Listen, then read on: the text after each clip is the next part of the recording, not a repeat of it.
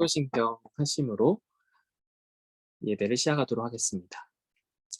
나는 전능하신 아버지 하나님, 천지의 창조주를 믿습니다.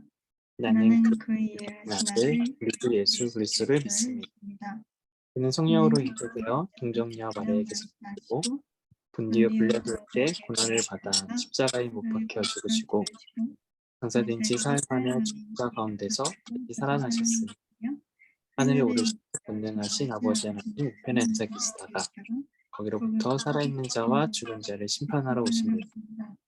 나는 성령을 믿으며 거룩한 공교회와 성도의 규제와 죄를 용서받는 것과 몸의 부활과 영생을 믿습니다. 아멘. 함께 기도하도록 하겠습니다. 살아계셔서 우리에게 생명을 베풀어 주신 하나님, 또 우리와 함께하고 계신 하나님, 우리에게 또 2023년을 허락해 주시고 우리에게 값진 삶을 선물로 허락하여 주셔서 우리의 삶을 풍성하게 열어가게 도와주시니 감사합니다. 우리에게 주어진 많은 삶의 과정들과 순간들과 선택들 속에서 하나님이 늘 생명으로 함께하여 주셔서 우리의 생명을 풍성히 열어가는 길로 인도해 주시기를, 그래서 우리가 하나님이 선물로 주시는 우리의 삶을 늘 평안히 풍성히 누릴 수 있도록 도와주시옵소서. 아무도 죽지 않게 해주세요.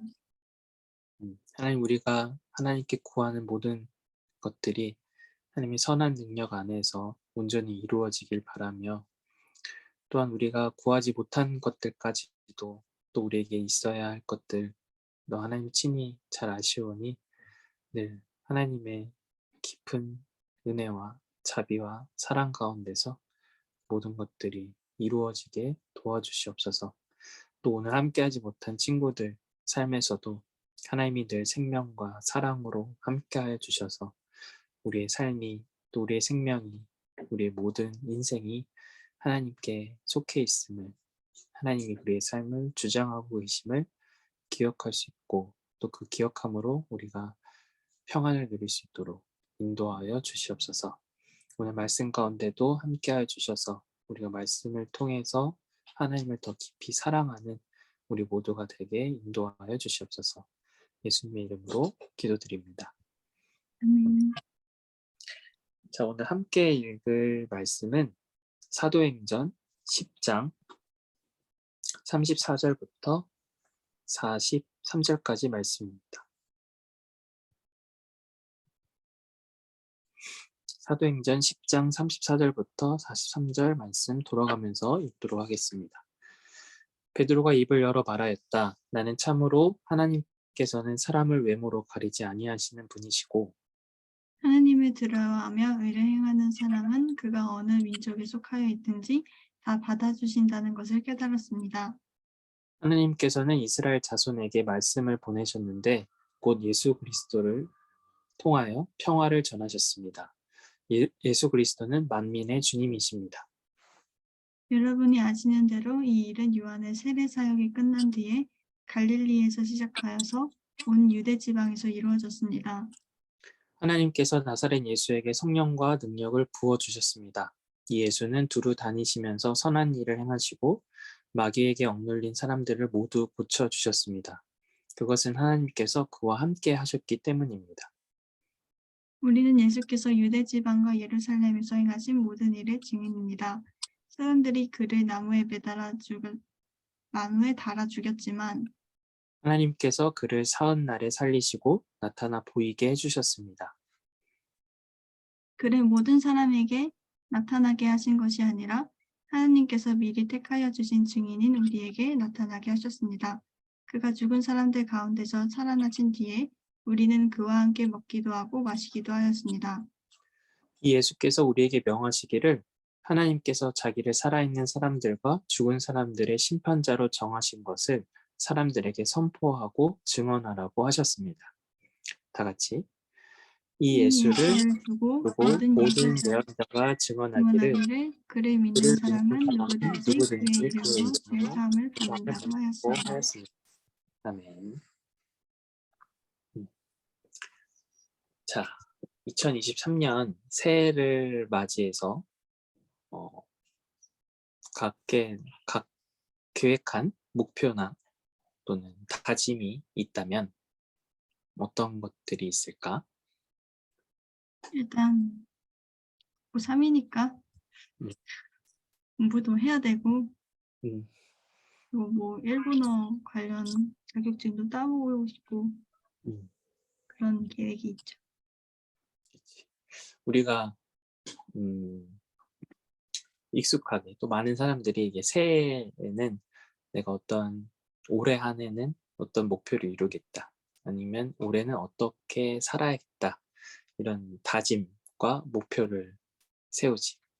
그거는 늘 할 수 있는 일이지만 유독 새해 하게 되는 이유는 새해 그걸 새해마다 자주 하게 되는 이유는 그만큼 그 목표하는 일들이 또 이루고 싶은 일들이 소중한 일이기도 하고 또 어려운 일이기도 하고 큰 다짐과 의지와 결정을 필요로 하는 일들이기 때문인 거야. 그러니까 다시 말하면 새해 다짐하고 목표를 세우는 일들은 좀 일상적인 일이라기보다는 좀 스케일이 크고 또 중요하고 그만큼 필요하고 어려운 일이기 때문에 이 새해를 기점으로 새해를 시작하는 어떤 마음 다짐으로 가짐으로 그런 계획들을 세우고 목표를 정하고 또 노력하는 삶을 우리가 시도하는 거지. 새해니까. 그런 의미에서 이제 그만큼 그 일이 어떤 목표를 정하든 간에 그 일이 좀 어려울 수 있고 흔들릴 수 있고 또 다시 말하면 실패할 수 있고 또 포기하고 싶은 일일 수 있을 텐데 그렇지 않으려면 그 새해의 소망, 다짐, 목표가 이루어지려면 이루려면 무엇이 필요할까? 음. 요즘 유행했던 말로 유명해졌던 말로 하면 음? 무슨 마음? 네? 무슨 마음이라고 해. 무슨 말? 어. 월드컵 때 나왔던 아, 말이 꺾이지 않는 마음. 그치. 네. 우리가 어떤 불가능해 보이는 목표 또는 너무 이루고 싶은 간절한 목표 그걸 이루려면 거기에 중요한 게 이제 꺾이지 않는 마음. 꺾이지 않는 마음만 있다면 우린 이뤄낼 수 있다, 이룰 수 있다라고 이야기하지. 음.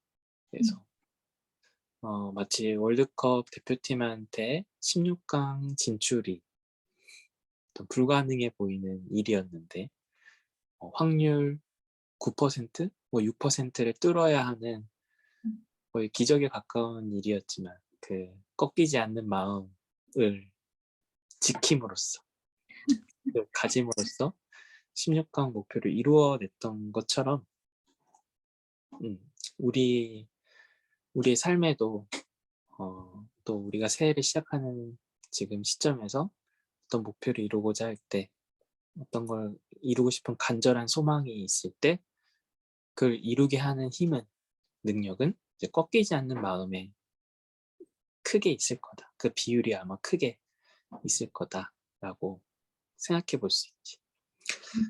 어, 그 신앙에서도 마찬가지인 것 같아. 우리가 하나님을 신앙하는 일에 있어서도 그 하나님을 신앙하는 일에 있어서 중요한 게 뭘까? 필요한 게 뭘까? 어, 그걸 가능하게 하는 힘이 뭘까? 라고 생각해 보면 결국 믿음인데 그 믿음을 다르게 표현해 보면 그게 꺾이지 않는 마음과 비슷하다고 볼 수 있을 것 같아. 음. 하나님을 향한 믿음, 예수님을 향한 믿음을 바꿔서 얘기하면 하나님을 향한 꺾이지 않는 마음, 예수님을 향한 꺾이지 않는 마음이라고 생각해 볼 수 있는 거지. 음. 그러면 이제 꺾이지 않는 마음이 뭘까 도대체? 음, 꺾이지 않는 마음이란 게 뭘까라는 걸 생각해 보면서 그러면 우리를 꺾이게 하는 우리의 마음이 우리의 어떤 다짐이 우리의 의지를 꺾이게 하는 요소들은 뭐가 있을까를 한번 생각해 보는 거야. 음. 16강 팀, 아니, 월드컵 대표팀이 16강을 이루고 싶어 했어. 출전하기 전부터. 그 아주 옛날부터. 원정 경기에서 16강에 진출하는 것.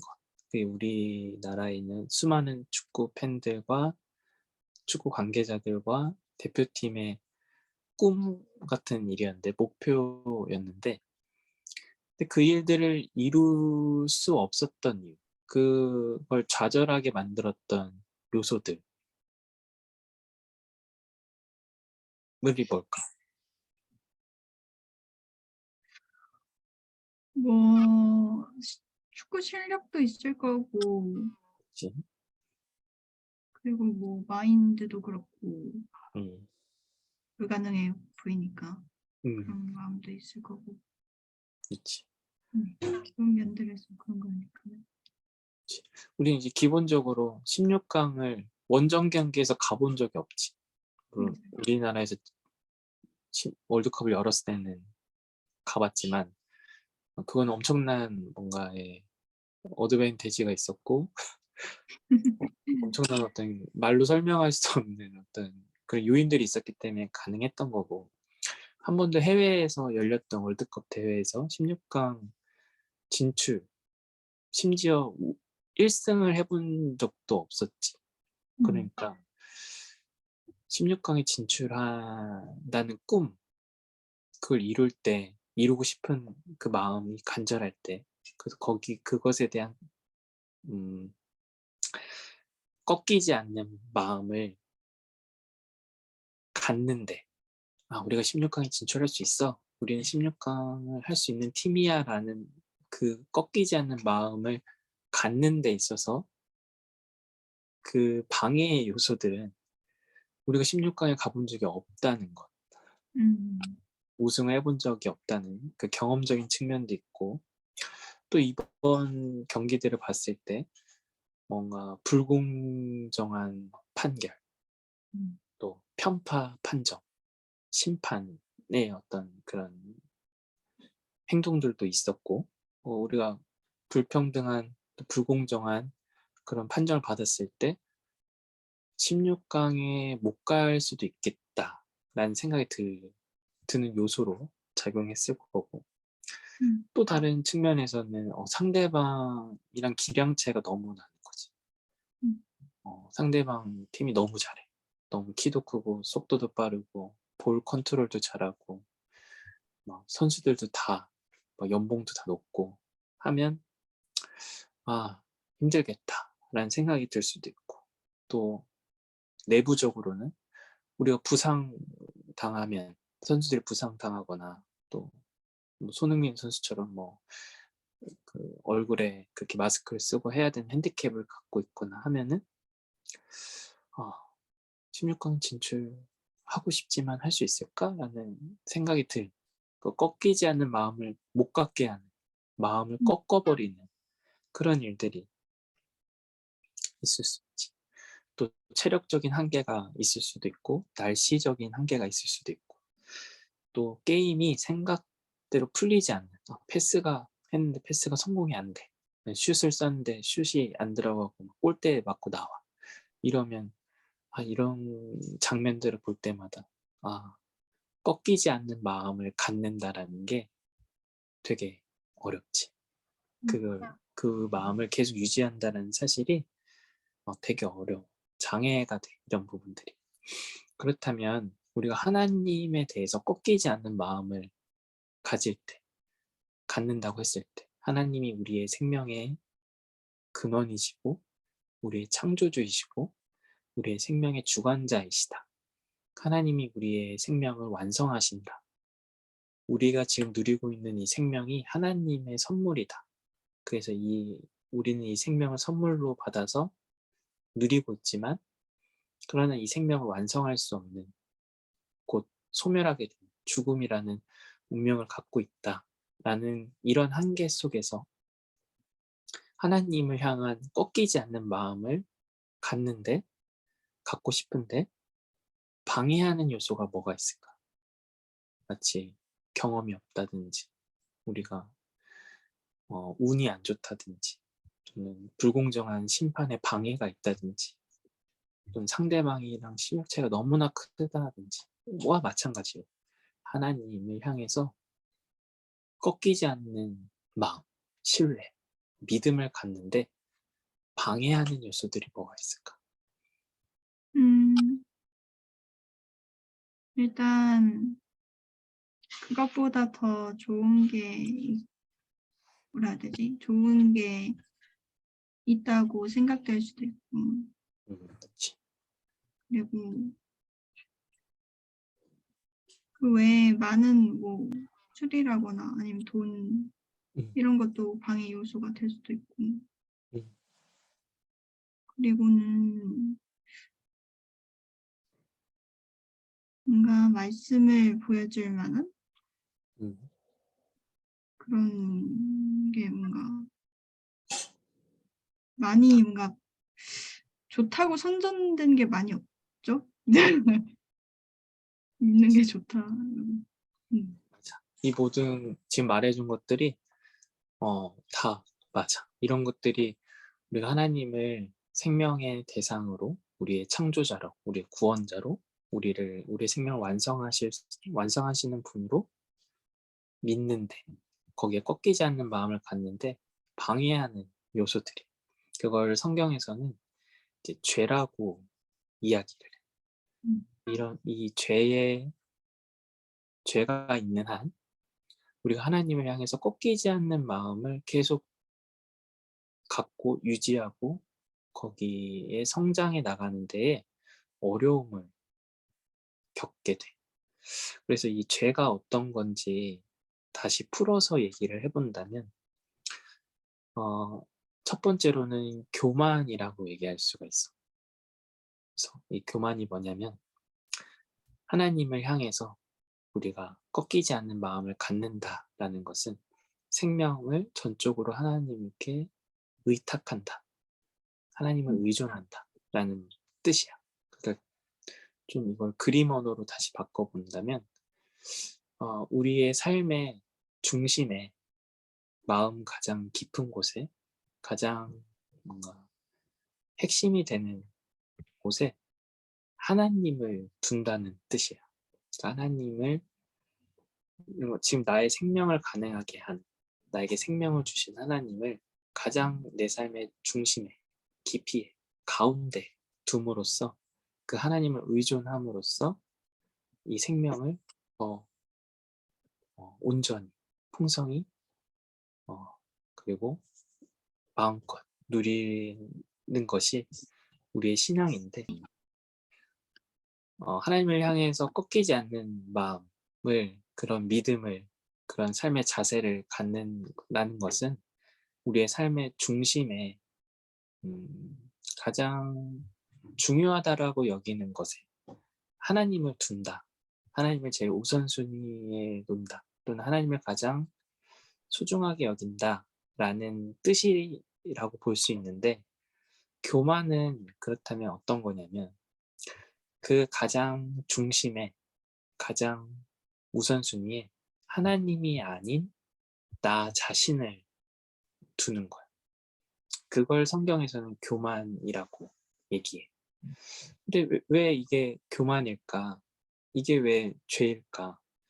세상에서는 그렇지 않은데, 나 자신을 가장 소중하게 여기라고, 나를 가장 소중하게 여기고 사랑하라고 그렇게 얘기하는데, 그게 가장 중요한 일이라고 얘기하는데, 왜 성경에서는, 또 우리 기독교 신앙에서는 그게 잘못된 일이라고, 죄라고 이야기를 할까? 그것은 자기를 사랑하는 일, 자기 자신을 가장 삶의 중심에 두는 일에 있어서 그게 어, 나쁘다라기보다는 그게 우리의 구원이 될 수 없기 때문이라고 이해하면 좋을 것 같아. 그러니까 음. 자기를 사랑하는 일, 자기를 소중하게 여기는 일, 필요해. 그게 어느 정도 필요해. 그리고 우리 삶에서 그런 일들을 할 필요가 있어. 하지만 그것이 우리를 구원해 줄 수는 없다. 우리를 완전하게 해줄 수는 없다라는 점은 또한 알아야 하는 점. 그러니까 자기를 사랑하는 일을 통해서 자기 자신을 소중하게 여기는 일을 통해서 우리가 갖고 있는 수많은 한계와 연약함과 운명과 우리의 죽음의 문제가 해소될 수 있는가, 그것이 극복될 수 있는가라고 했을 때 그렇지 않다라고 성경은 얘기해 주고 있어. 음. 그렇기 때문에 죄라고 얘기하는 거야. 그러니까 그게 나쁘다. 그걸 그게 필요하지 않다. 그걸 하면 안 된다. 라기보다는 그게 우리의 구원, 구원이라는 말이 좀 너무 종교적이라면 그것이 우리의 정답이 될 수 없다라는 거예요. 어느 부분에서 자기를 사랑하는 일이 자기 자신을 자기가 소중하게 여기는 일은 매우 필요해. 왜냐하면 하나님이 우리에게 생명을 주셨으니까. 음. 우리가 갖고 있는 우리의 육체가 또 우리의 정신이 우리의 그 생명을 담보하고 있기 때문에 우리가 그 생명을 누리고 있기 때문에 그 생명을 소중하게 여길 필요가 당연히 있지. 내가 이 생명을 함부로 대할 수가 없어. 함부로 이거를 대하거나 폄하하거나 나쁘게 하거나 하면 안 돼. 이걸 굉장히 소중하게 여겨야 되고 가치 있게 여겨야 되고 감사해야 되고 기뻐해야 되는 요소가 맞아. 하지만 자기를 사랑하는 일 그 자체를 통해서는 우리가 갖고 있는 연약함들이나 한계나 운명이나 또 궁극적으로는 죽음의 문제를 해소할 수가 없기 때문에 음. 극복할 수가 없기 때문에 우리는 이 자기를 사랑하는 일이 어느 정도는 필요하지만 그건 너무 과하게 될 경우 그게 우리의 인생의 1번이 될 경우에 그 일을 가장 중요하게 여길 경우에는 그것이 우리의 구원이 될 수 없다. 해답이 될 수 없다라고 말해. 그래서 성경은 그걸 교만이라고 이야기하면서 그 삶의 중심에 가장 깊은 곳에 나 자신이 아닌 나에게 생명을 허락하신 그리고 나를 사랑하신 나에게 무한히 용서를 베풀어 주시고 나와 함께 해주시고 나의 미래를 이끌어 가시는 하나님이 계셔야 된다라고 이야기를 해주고 있어. 그 하나님이 아닌 내가 있을 경우에, 내가 삶의 중심이 될 경우에, 내가 가장 먼저가 될 경우에는 그걸 죄라고 이야기를 해. 왜냐? 그 자기를 사랑하는 일이, 자기 자신을 너무 소중하게 되는 일이 절대화될 경우에, 그게 과하게 될 경우에, 그게 선을 넘어서 심하게 될 경우에 그게 곧 다른 사람에게, 다른 대상에게 악을 행하는 그러한 일로 변질이 되기 때문에 나를 너무 많이 사랑하게 되면, 나를 필요 이상으로 사랑하게 되면, 나를 필요 이상으로 소중하게 대하게 되면 우리는 거기에서 함정에 빠져. 다른 사람을 하찮게 여겨. 음. 다른 대상을 가볍게 대하게 돼. 내가 너무 소중한 나머지 다른 대상들을 소중하게 여기지 않게 돼. 그게 자연일 수도 있고, 그게 다른 사람일 수도 있고, 그게 다른 어떤 대상이 될 수도 있어. 나를 사랑하는 일이, 나를 소중하게 대하는 일이 적정선을 유지하려면, 적당히 그 일을 행하려면 그게 1번이 돼서는 안 되고, 나에게 생명을 허락하신, 그리고 다른 사람에게도, 다른 대상에게도, 이 세상 모든 만물에게도 생명을 허락하신 하나님이 그 중심에 계셔야 돼요. 그 1번 자리 있을 때 우리는 우리 자신을 깊이 사랑할 수 있어. 또한 다른 사람도 존중할 수 있어. 다른 대상도 소중하게 여길 수 있어. 왜냐? 나에게 주어진 생명이, 다른 사람에게 주어진 저 생명이, 다른 모든 피조물이 누리고 있는 저 생명이라는 신비가 다 하나님으로부터 비롯되었기 때문에 그 하나님을 존중한다면, 사랑한다면, 가장 귀하게 여긴다면 나 자신을 소중하게 여길 뿐만 아니라 다른 사람도, 다른 대상도 우린 소중하게 여기지 않을 수가 없기 때문이지. 그래서 반대로 얘기하면 하나님이 아닌 나 자신을 내 삶의 가장 중심에 둘 때, 가장 위에 둘 때 그것은 죄가 될 수 있다. 죄가 된다. 교만하게 된다라고 성경은 이야기하고 있어. 두 번째는 태만이야. 하나님을 향해서 신뢰, 믿음, 꺾이지 않는 마음을 갖는 데 있어서 두 번째 장애물이 뭐냐면 태만이라고 해. 이 태만은 어떤 거냐면 그 나의 삶의 가장 중심에, 가장 깊은 곳에 하나님도 아니고 나 자신도 아닌 다른 대상을 둘 때 발생하게 돼. 내 삶을 살아가는 데 있어서 내가 어떤 삶을 살아가야 될지, 앞으로 어떠한 선택과 결정을 할지, 또 내 삶에 어떻게 비롯되었고 어떤 과정을 거치고 어떤 완성의 길로 가는지에 대해서 생각하고 결정하고 판단할 때 그 중심에 늘 다른 대상이 있는 거. 타임. 그러니까 삶의 중심이 이 원 안에 내가 있는 것도 죄지만 이 원 안에 내가 없어. 그리고 이 원이 아닌 다른 곳에 이 중심에, 삶의 중심이 있는 거야. 무게. 그게 다른 대상일 때 우리는 어떤 생명을 하나님께로 선물 받은 주체로서 그것을 관리하고 그것을 누리는 어떤 청지기로서의 삶이 아니라 무작정 다른 대상을 쫓아가는, 따라가는 그런 대상이 되어버려. 그러니까 하나님이 나에게 생명을 주셨는데 그리고 이 생명을 내가 소중히 여기고 또 잘 활용해서 그 삶을 살아야 되는데 그런 나로서의 주체성을 잃어버리고 다른 사람이 하는 대로, 다른 사람이 말하는 대로, 다른 사람이 하라는 대로 그냥 그렇게 따라가거나 쫓아가는 삶. 그걸 다른 말로 하면 이제 조금 어려운 말로 하면 태만이고 좀 쉬운 말로 하면 게으름이라고 얘기해.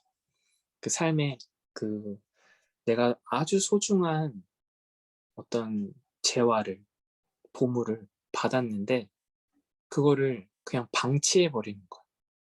그거를 내가 책임감 있게 대하지 않는 거야.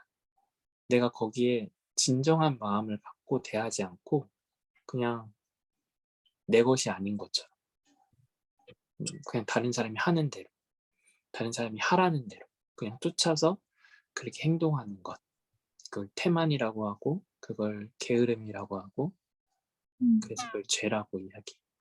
왜냐하면 하나님이 우리에게 생명을 주셨는데 그 생명을 내가 소중하게 또 책임감 있게 대하지 않고 어떤 주체로서 내가 하나님이 이 세상에 나를 세우신 어떤 주체로서의 역할을 감당하지 않고 그냥 되는 대로 그냥 다른 사람들이 이게 좋다 하면 이거 하고 다른 사람이 저게 좋다 하면 저게 하고 그냥 그렇게 쓸려 다니듯이 살면 그게 하나님을 향해서 꺾이지 않는 마음을 갖는 일에 있어서 방해가 돼. 그게 장애물이 돼. 그걸 온전히 그 역할을 감당할 수 없게 되기 때문에 그걸 태만이라고 하는 죄로 불려. 또 하나님을 향해서 꺾이지 않는 마음을 갖는데 세 번째, 마지막 장애물이 되는 건 바로 우상 숭배라고 해. 우리가 십계명을 이야기할 때도 하나님 외에 다른 신을 내게 두지 말라라고 하는 계명이 제일 첫 번째 있는 것처럼 이 우상 숭배는 이 첫 번째 죄, 교만과 두 번째 죄, 태만이 같이 합쳐져서 세 번째 죄가 돼. 우상숭배가 돼. 이것은 뭐냐면 이 내 삶의 가장 깊은 곳, 중심, 그 깊은 곳에 하나님이 아닌 하나님보다 훨씬 못한 걸 그 중심에 두는 거야. 음. 그게 나 자신일 수도 있어.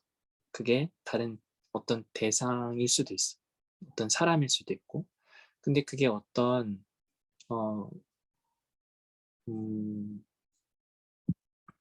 그 제3의 어떤 대상이 될 수도 있어. 그게 다른 신이 될 수도 있고, 그게 어떤 다른 물질이 될 수도 있고, 그게 돈이 될 수도 있고, 그게 인기가 될 수도 있고, 명예가 될 수도 있고, 그게 어떤 사람들이 인기, 칭찬, 관심 이런 걸 수 있어. 근데 그런 것들을 마음 중심에 두는 거, 가장 깊은 곳에 두는 게 왜 죄냐? 그게 왜 우상숭배냐? 그것들이 하나님이 줄 수 있는 것보다 훨씬 못한 걸 주기 때문에. 다시 음. 말하면 돈이 우리에게 편리함과 풍요로움을 줄 수 있어. 맞아. 그게 아무 의미 없는 게 아니야. 돈이 있으면 우리는 훨씬 편리한 삶, 또 풍요로운 삶, 넉넉한 삶 살 수 있지. 또 그 대상이 어떤 인기야. 사람들의 관심과 사랑이야. 사람들한테 내가 많은 관심을 받으면, 사랑을 받으면, 칭찬을 받으면 굉장히 기분이 좋아. 굉장히 내 자존감이 올라가고 굉장히 거기서 어떤 나라는 사람에 대한 어떤 가치가 확인이 되고 좋아져. 기분이 좋아져. 그게 무의미한 게 아니야. 하지만 그런 것들, 돈이나 인기나 또 명예나 권력이나 또는 내가 이룬 어떤 업적이나 성취 또는 다른 방식의 신앙, 다른 대상 또는 그게 나 자신이 될 경우에 그것이 우리에게 줄 수 있는 유익이 있긴 하지만 너무 작은 거. 반면에 하나님이 우리의 중심에 있을 때, 우리의 인생의 우선순위가 될 때에 얻을 수 있는 것에 비해서 너무 작은 거기 때문에, 제한적인 거기 때문에, 유한한 것이기 때문에 그것을 우리는 우상숭배라고 불러. 즉, 음. 우리를 구원해 줄 수 없는 것을 숭배할 때, 우리에게 생명을 줄 수 없는 것을 소중하게 여길 때, 제일 소중하게 여길 때, 그걸 숭배할 때, 그것을 우상숭배라고 부르면서 그걸 죄라고 이야기를 해. 그래서 나의 중심에 하나님이 아닌 하나님보다 작은 것들, 미미한 것들, 아주 가치가 없는 건 아니지만 그 영향력이 그냥 아주 소소한 것들을 둘 때에 하나님이 아닌 다른 무엇이 나의 삶을 막 이끌어가게 둘 때, 부자가 되고자 하는 욕망이 나의 삶을 막 이끌어가게 둘 때, 유한한 무언가가 영원한 것처럼 내 삶에 작용하게 될 때, 그걸 정말 소중한 거라고 착각하고 그게 없으면 안 된다라고 이렇게 착각해서 그걸 쫓아갈 때 우린 그것이 죄라고 얘기해. 다시 말하면 그것이 하나님을 향해서 꺾이지 않는 마음을 갖는 데 있어서 장애물이 돼. 방해가 돼. 우리는 하나님을 신앙하는 일이 또 하나님을 생명의 대상으로 믿고 순종하는 일에 구원이 있다라고 믿어. 그래서 하나님을 신앙하고자 해. 하지만 이러한 꺾이지 않는 마음을 갖는 데 있어서 세 가지의 죄의 모습들이 우리 마음속에 늘 좀 장애물로 작용을 해. 어쩔 때는 교만이, 어쩔 때는 태만이, 어쩔 때는 우상숭배, 어쩔 때는 이 세 개가 다 오기도 하고, 음, 늘 이 사이에서 유혹받고 좌절하고 또 포기하게 되고 넘어지게 되지. 우리 월드컵 대표팀이 16강에 진출하고자 하지만, 그런 꿈을 갖고 있지만, 그런 목표를 갖고 있지만, 때로는 부상이, 때로는 상대방이 너무 월등한 실력이, 때로는 어떤 심판의 부조리한 판정이, 또는 때로는 우리가 경험이 없다라는 그 사실이 꺾이지 않는 마음을 유지하게 만들지 못하는 것처럼, 그걸 막 흔드는 것처럼, 우리가 하나님을 향한 신앙이, 그런 꺾이지 않는 마음이 이러한 죄들 때문에 흔들려. 때론 이 죄에 늘 우리가 지배를 당하게 돼. 거기에 패배를 경험하게 돼. 그렇다면 해결책이 뭘까? 어떻게 하면 그 꺾이지 않는 마음을 진짜 꺾이지 않고 가질 수 있을까? 그걸 얻을 수 있을까? 음, 좀 어려우면 16강, 그 월드컵 대표팀은 어떻게 그 꺾이지 않는 마음을 가져서 진짜로 16강에 진출했을까? 음, 먼저 가볍게 생각해보면 어떻게 우리나라 대표팀은 꺾이지 않는 마음을 지켰을까? 가졌을까? 제가 축구를 잘 몰라서. 그냥 음, 그냥 그게 축구가 아니어도 돼. 그냥 스포츠 경기 또는 어떤 그냥 목표? 우리가 어떤 목표를 만약에 내가 어떤 대학에 가겠다, 또는 내가 무언가를 이루겠다라고 할 때, 아, 우리가 끝까지 하면 이뤄낼 수 있어. 우리가 포기하지 않으면 이걸 이뤄낼 수 있을 거야. 라는 어떤 그런 신념, 그런 확신을 어떻게 음, 끝까지 가지고 있었을까? 계속 뭔가 16강에 올라가는 장면이라거나 음, 그걸 이뤘을 때 장면을 계속 음, 상상, 생각하면서 음, 하지 그치. 않을까? 그런 꿈, 그런 상상을 포기하지 않는 것. 그리고 자기 자신에 대해서 확신을 갖는 것. 믿는 거지. 그러니까 이런 거야. 내가 월드컵을 나가는데 연습을 많이 안 했어. 음, 뭐 연습을 막 진짜 내가 스스로 생각할 때, 이 정도면 이제 됐다라고 생각할 정도로 안 했어. 못 했어. 음, 그럼 어떨까? 불안하죠. 그 꺾이지 않는 마음은 솔직히 지키기가 어려웠을 거야. 음, 그러니까 다시 말하면 이 세상에서 꺾이지 않는 마음을 갖는 데서 중요한 어떤 요소 중에 하나가 자기의 어떤 노력이야. 자기가 그 일에 얼마나 노력을 했는가, 열심히 했는가, 또 투자했는가, 이런 어떤 요소가 있어야, 아, 우리가 이렇게 열심히 했으니까 우리가 할 수 있어. 근데 이렇게 열심히 안 했는데 할 수 있어 라고 하면 어때? 거기서 헛되는 그- 거기서 그만큼의 강렬한 어떤 에너지와 마음은 나오지 않지. 근데 열심히 했어. 정말 막 내가 진짜 4년 동안 정말 막 놀지도 않고 쉬지도 않고 맨날 연습을 열심히 했다. 그런 나한테 자기 확신이 있어. 그러면 우리 16강 갈 수 있어 라는 그러한 마음이 꺾이지 않고 유지될 수 있겠지. 음, 즉 우리가 이 세상에서 갖는 그런 꺾이지 않는 마음을 갖는 데 중요한 요소는 자기 확신에 달려 있거든. 내가 얼만큼 열심히 했느냐, 내가 그동안 얼만큼 피땀 흘려서 했느냐에 따라서, 했으면 그런 마음을 유지할 수 있고, 내가 스스로 생각했을 때 내가 그만큼이 아니다라고 하면, 아, 우리가 16강에 진출할 수 있어라는 그런 마음을 가질 수는 있어도, 이런 요소들, 막 상대방 실력이 너무 월등해, 또는 막 뭐 우리가 부상도 있어, 우리가 체력적으로도 힘들어, 이러면 그 마음이 흔들리지.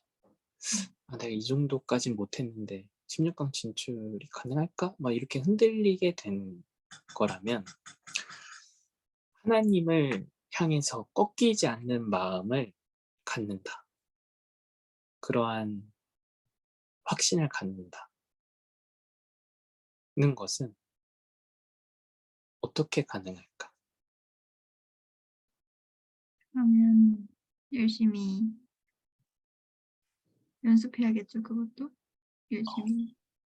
내가 그동안 열심히 연습해서, 또는 훈련해서, 내가 열심히 노력해서 했기 때문에 하나님은 생명의 대상, 하나님이 우리의 구원의 대상으로 여기는 걸, 여기는 그 마음에, 믿음에 흔들림이 없게, 음. 그러한 삶의 내용이 하나님을 향한 꺾이지 않는 마음을 유지하게 해주는, 갖게 해주는 발판, 동력, 에너지, 영양분이 될까? 그쵸? 그럴까? 과연?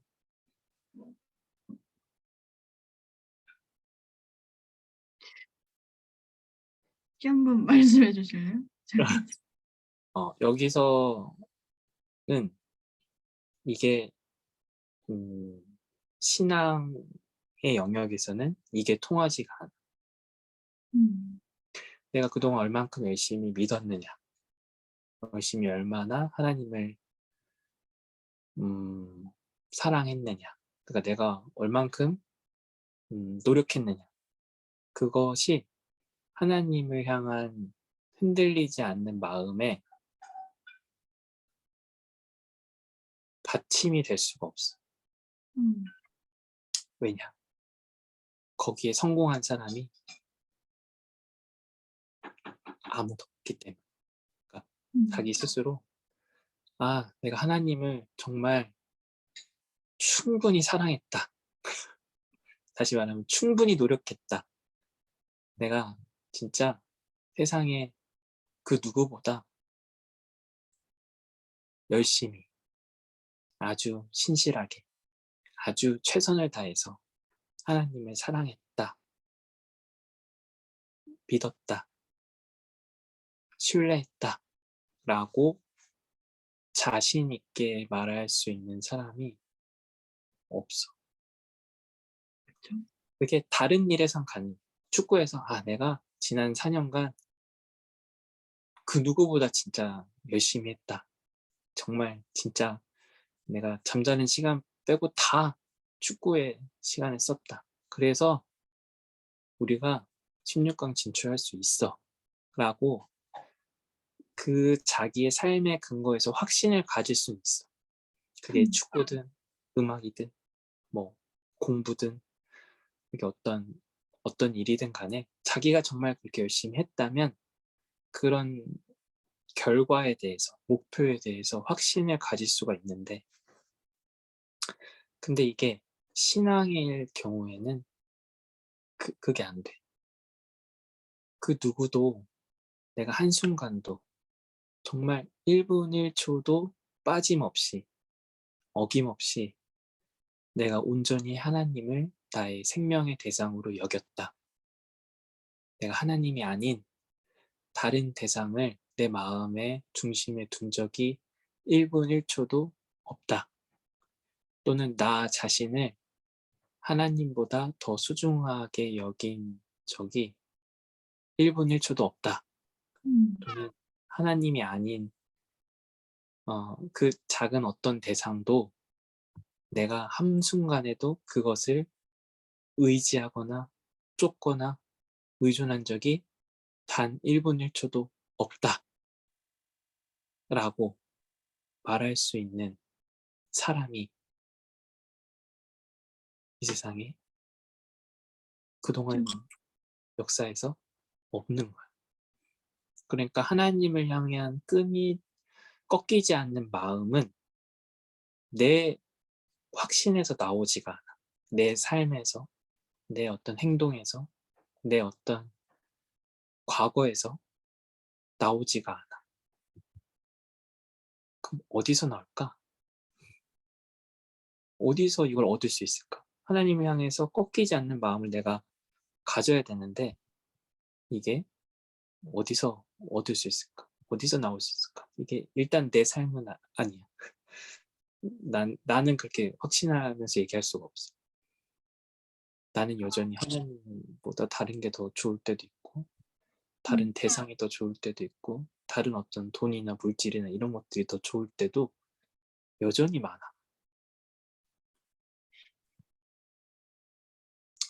그럼 어디서 이걸 얻을 수 있을까? 예수님. 아, 그치. 그렇게 살아셨던 유일한 사람. 그렇게 한순간도 허투루 쓰지 않고, 즉 온전히 하나님을 생명의 대상으로 여기고 하나님을 늘 자신의 아버지라 자신 있게 부르시고 심지어 거기에 모든 삶을 일치하셨던 순종하셨던 예수님. 그래서 그 예수님을 하나님이 부활하신 사건을 통해서 그게 증명이 된 분. 만약에 예수님이 십자가에 못 박혀 죽을 때까지 하나님 이렇게 순종을 했는데 부활을 안 하셨어. 그럼 우린 그게 알 수가 없는 거야. 어, 음.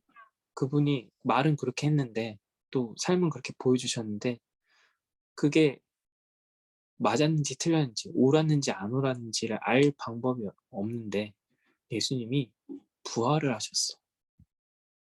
그건 인간이 만들어낼 수 있는 게 아니야. 인간이 흉내를 낼 수 있는 게 아니야.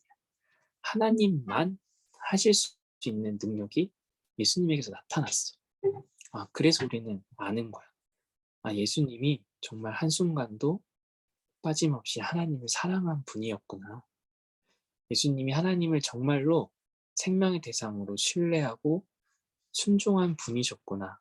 그래서 하나님이 예수님을 죽은 자 가운데서 다시 살려내셨구나. 부활을 행하셨구나. 라고 우리는 거기서 그게 가능하구나. 그러신 분이 있구나. 그게 그렇게 하면 저런 결과를 우리가 받게 되는구나. 를 깨달을 수 있게 된 거지. 그래서 근데 이제 우리는 그럼 우리가 예수님처럼 그런 마음, 그런 믿음, 그런 신앙이 있는가? 예수님이 믿음은 이런 거야. 믿음은 이래야 돼. 가장 순수하고 가장 정직하고 정답인 믿음은 이거야 라고 보여주셨어. 우리가 그래서 깨달았어. 그러니까 알았어. 이 정답 행할 사람, 정답을 지킬 사람, 정답을 따라 할 수 있는 사람 많지 않죠. 많지 않은 걸 조금 더 정확하게 얘기하면 없을 것 같아. 이 맞아요. 세상에서 자기 자신보다 하나님을 늘 우선순위로 둘 수 있는 사람, 자기 자신을 사랑하는 것보다 하나님을 더 소중하게 여기고 중심에 둘 수 있는 사람, 아니면 다른 사람이 아닌 하나님을 늘 생명의 대상으로 여길 수 있는 사람, 아니면 돈이나 명예나 인기나 이 모든 것들보다 하나님을 정말 생명의 대상으로 신뢰하고 맡기고 의탁하고 그거면 된다고 생각할 수 있는 사람. 그러니까 생각하는 걸 넘어서 그렇게 살아갈 수 있는 사람.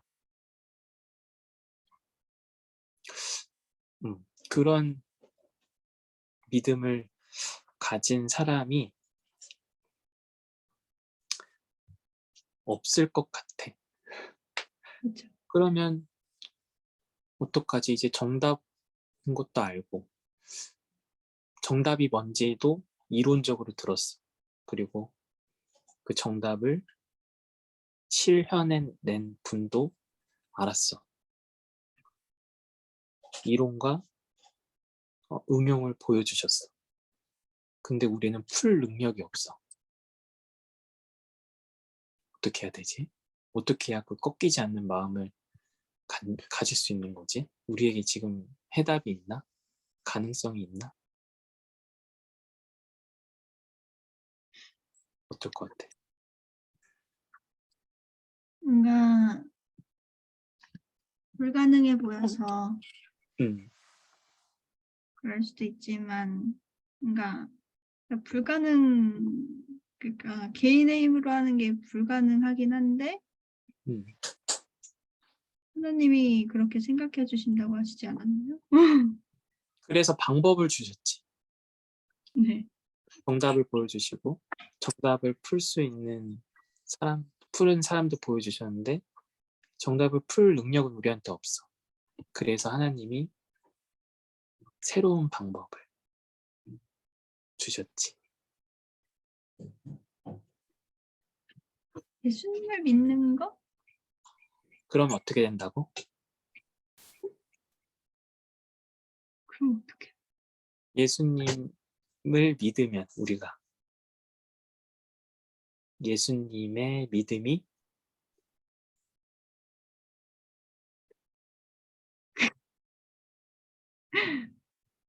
예수님의 믿음이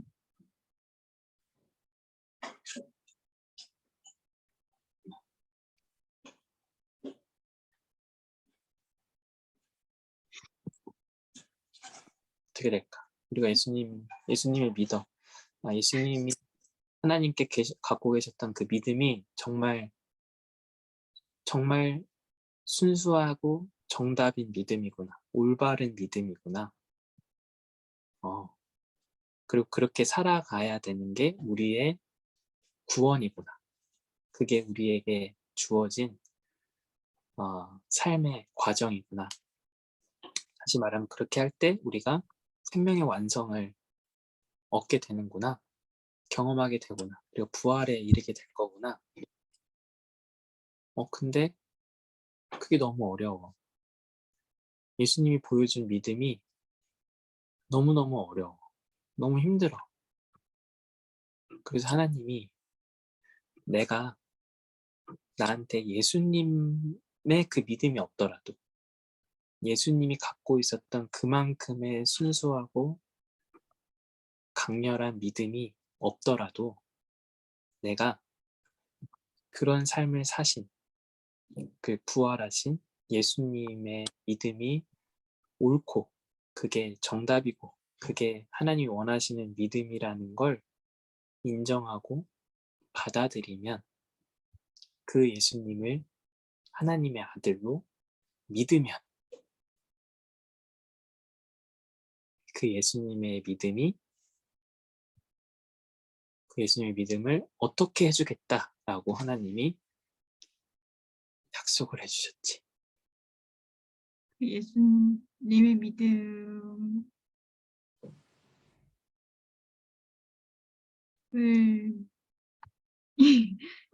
이루어 주신다? 누구에게? 우리에게? 그치. 우리는 그러할 믿음이 없어. 예수님만큼의 믿음이 없어. 근데 예수님을 믿으면 그 예수님의 믿음이 우리에게 있는 걸로 여겨주신다. 음. 다시 말하면 그 예수님의 믿음을 우리에게 덧입혀 주신다. 우리에게 더해 주신다. 그러니까 나의 믿음은 부족해. 내 믿음을 꺼내서 보면 너무 보잘 게 없어. 나를 더 사랑할 때도 많고 내가 아닌 다른 사람을 더 사랑할 때도 많고 아니면 나에게 생명을 줄 것 같은 다른 대상을 더 소중하게 여기고 의존하고 그걸 쫓아서 살 때도 너무나도 많기 때문에 내 믿음을 꺼내서 보면 너무 보잘게없는 거야. 이걸 갖고 꺾이지 않는 마음을 갖기에는 이게 너무 보잘게없어. 너무 부끄러워. 이걸 갖고 하나님 앞에 설 자신이 없어. 그래서 하나님이 그런 우리의 연약함을 다 아셔. 이렇게 죄에 끌려다닐 수밖에 없는 우리를 너무나도 잘 아셔. 그래서 하나님은 그 예수님을 통해서 믿음이 어떤 건지, 정말 하나님이 원하시는 믿음, 생명을 얻는 믿음, 구원을 얻는 믿음이 어떤 것인지 보여주시고 그게 옳다라는 걸 증명해 주시고 뿐만 아니라 그 예수님을 믿으면 그 예수님의 믿음이 나의 보잘것없는 믿음 위에 이렇게 더해진다라는 것을 나의 믿음으로 하나님 앞에 서는 게 아니라 내가 예수님을 믿으면 예수님의 믿음으로 하나님 앞에 서게 해주신다라는 걸 약속해 주셨어. 오늘 마지막 구절 43절에 한번 읽어볼까?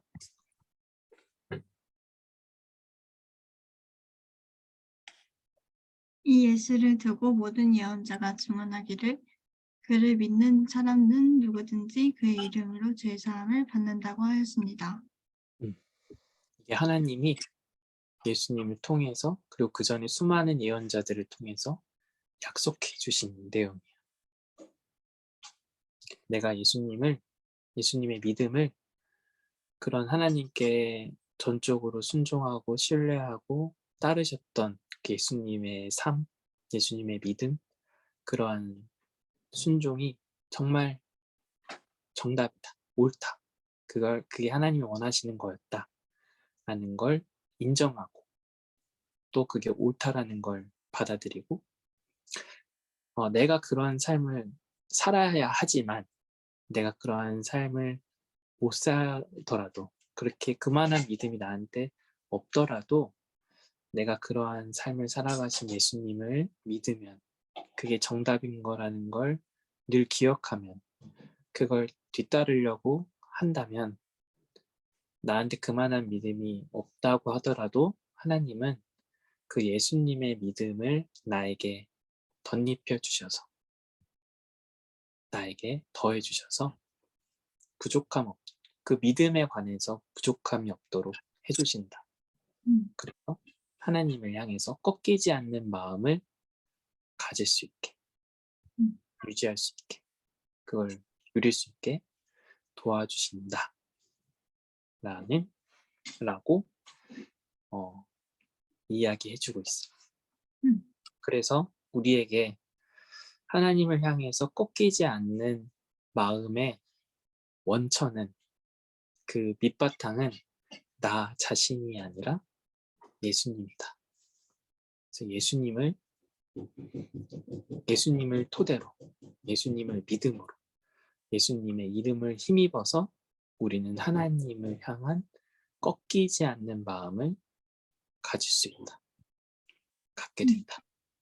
그래서 그러한 꺾이지 않는 마음으로 말미암아 우리는 하나님의 구원을, 영광을 누리게 된다. 그리고 이제 그 비밀에 대해서 이제 알았어.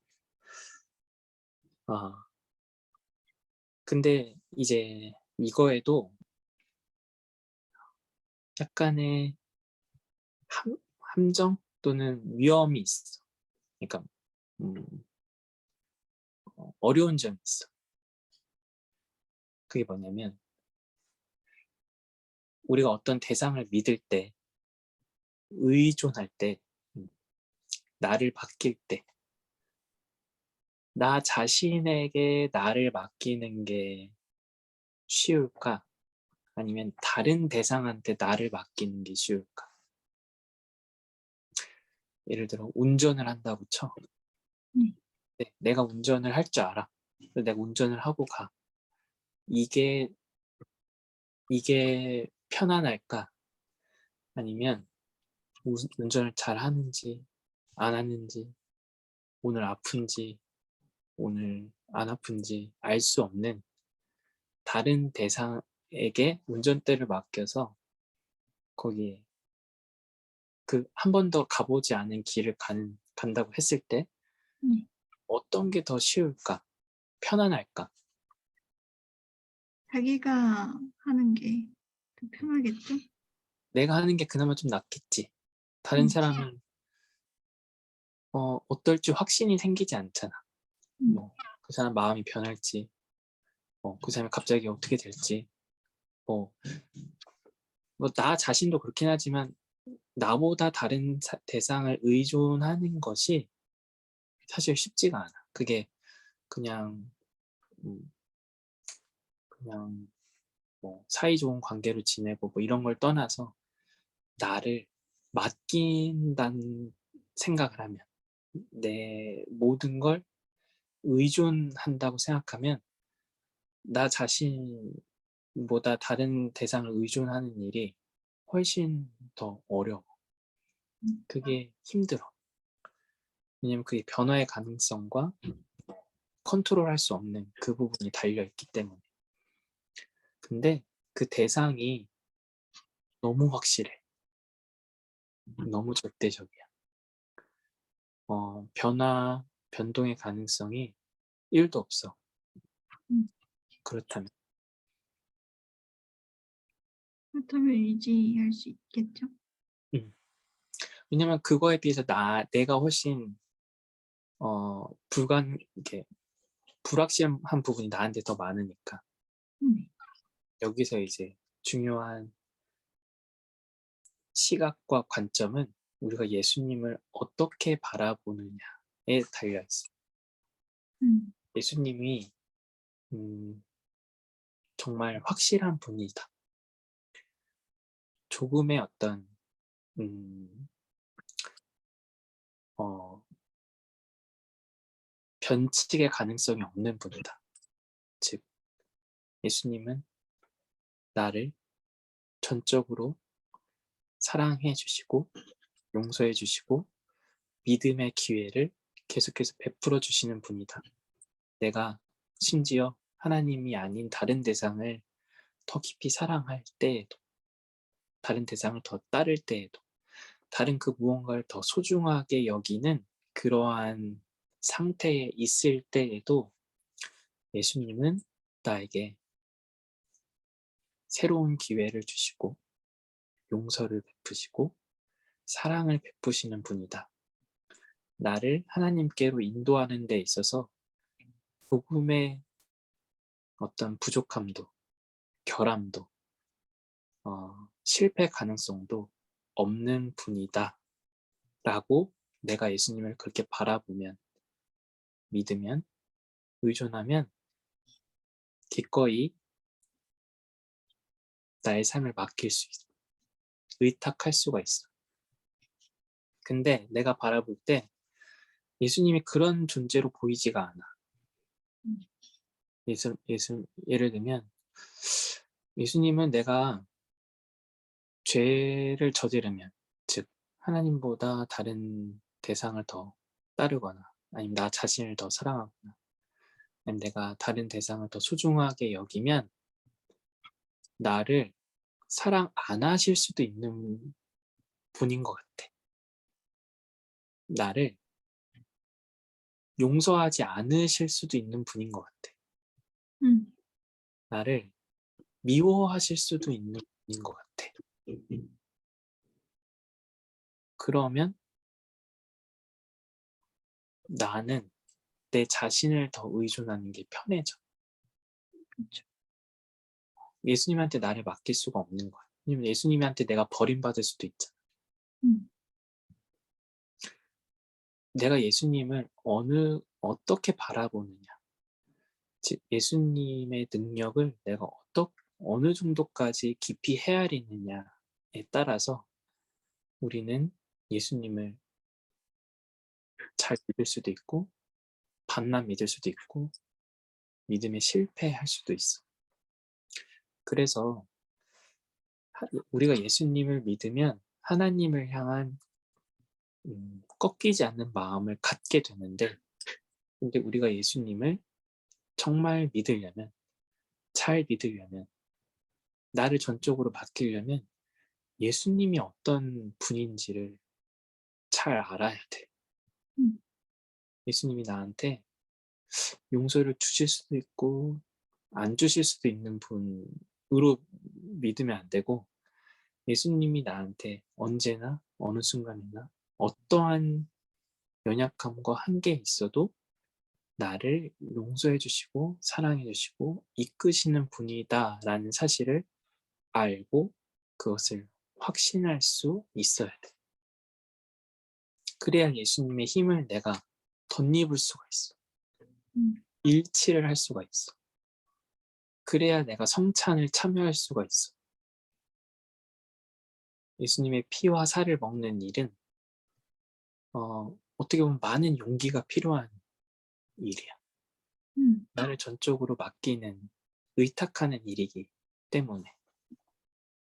그래서 그럴 믿음, 그럴 신앙, 그러한 깨달음과 일치의 신앙을 가지려면 우리가 예수님을 잘 알아야 된다. 음. 예수님을 깊이 알아야 된다. 예수님이 어떠한 사랑을 우리에게 베풀어 하셨는지, 예수님이 갖고 있는 믿음이 어떠한 믿음인지, 우리가 믿음이 없을 때, 특히 성경에서는 제자들이 믿음이 없을 때, 사람들이 믿음이 없을 때 예수님은 그들을 어떻게 대해 주셨는지, 그들을 어떻게 품으셨는지, 그들을 어떻게 하나님 앞으로 인도하셨는지를 알아야 우리가 그 예수님에게 나도 맡길 수가 있게 돼. 음. 그래서 오늘 우리가 마지막에 읽은 43절, 그를 믿는 사람들이 다 그의 이름을 힘입어 죄사함을 받는다. 음. 이 말에 이르려면, 그것을 정말 믿고 그런 나를 맡길 수 있으려면 그 예수님을 잘 알아야 우리는 예수님을 믿을 수 있게 되고, 그 예수님을 믿을 때 우리는 하나님을 향해서 꺾이지 않는 마음을 갖게 된다.